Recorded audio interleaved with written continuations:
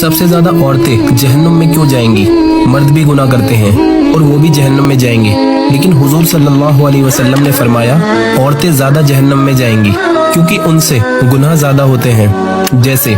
عورتیں غیبت بہت کرتی ہیں،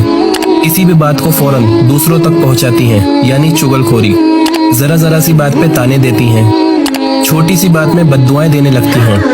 ذرا سی غلطی میں سارے احسانات بھول جاتی ہیں، ہر چیز میں عیب نکالنے کی کوشش کرتی ہیں، کام کرنے کے بعد جتا دیتی ہیں، پریشانی میں خود کو موت کی بد دعائیں دیتی ہیں اور کوستی ہیں، اللہ سے نا امید بڑی جلدی ہو جاتی ہیں، ذرا سی تکلیف میں اللہ سے جنگ کرتی ہیں، مثلاً ہم ہی ملے تھے اللہ کو، میرے ہی ساتھ ایسا کیوں ہوتا ہے وغیرہ۔ دوسروں کی نعمتوں کو دیکھ کر جلن کرتی ہیں اور اپنی نعمتوں میں ناشکری کرتی ہیں، دوسروں کی مثالیں دیکھ کر اپنے رشتے برباد کرتی ہیں، شوہر کی نافرمانی زیادہ کرتی ہیں،